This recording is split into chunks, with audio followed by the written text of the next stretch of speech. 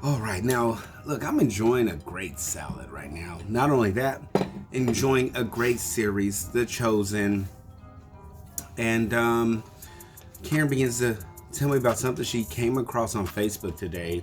It was concerning people were having a conversation about Sunday. Waiters at restaurants have Sunday. They dread Sunday being the worst day as a waiter waitress because the church crowd is coming.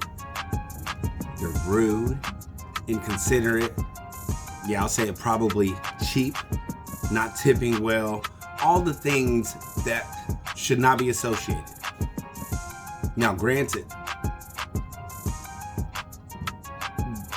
I wasn't too happy about them speaking on they mentioned, what did they mention about Christians and Sabbath? They also mentioned, and then it goes against their own belief system of why are they going to a restaurant causing them to work on their Sabbath?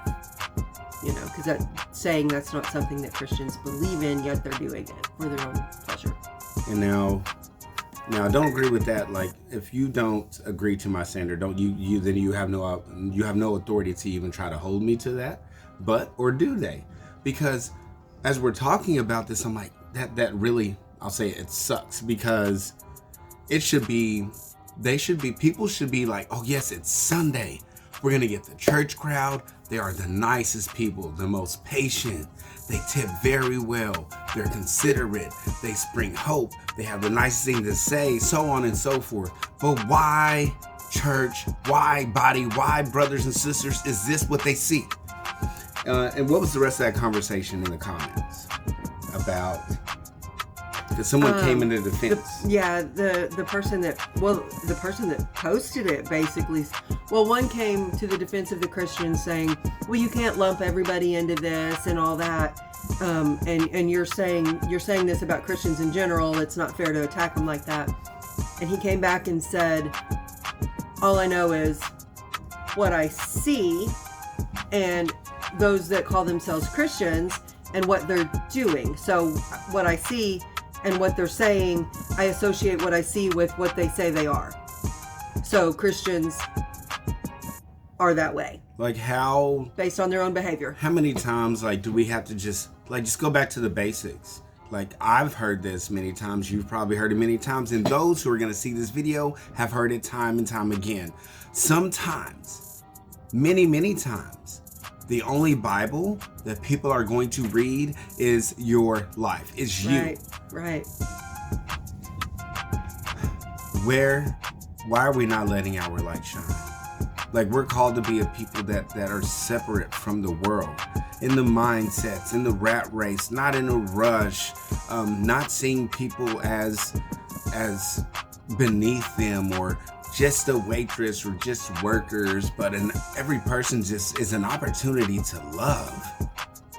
Every person in this world is an opportunity to love, because I'm pretty sure that's what Jesus did.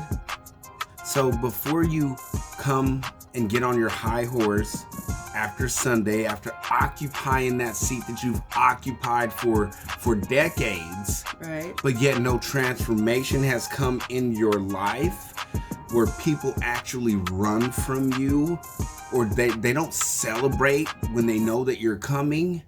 So before you get on your high horse, consider your ways. Let them know you by your love. By your love. And so when you go to eat a salad like this, how can you be at a restaurant? How can you?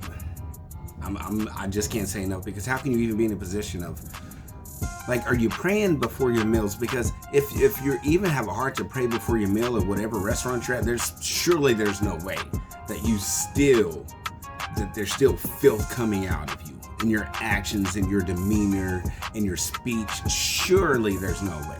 Maybe you just start there.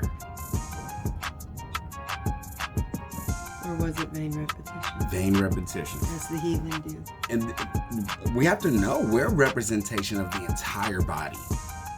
Of the entire body. And I'm sick. I'm sick of it. I'm trying to bite my tongue, but I don't know why. Enough is enough. We're way past the time. I know this to be a fact. All of creation is groaning and uttering. They're uncomfortable and they feel this shift taking place, and they're waiting for the sons and daughters of God to take the rightful place and lead the way when it comes to loving, when it comes to living life, treating people the way that God intended. Let's step up and let's do it the right way. Show them who Jesus truly is. Don't misrepresent. Yeah, you want to judge somebody's judgment starts at the house of God. That's right. Turn that car around, go back to the four walls and say, hey, or maybe you're in the restaurant with that person and you see them act that way. Call them out. That's Bible. It's Bible. We need to. We don't hold each other accountable. We don't hold each other to the standard that we agree to. And then the rest of the world is seeing that. What is going to make them want to even consider this faith, this hope that we say that we have? We can do better. We will do better. And that's for all of us. Eternally. But if you didn't know, we're in a season where nothing will remain hidden. Like hashtag Truth Revolution. It's on, baby. It's on. It's coming. It's coming and it's here. Nothing hidden.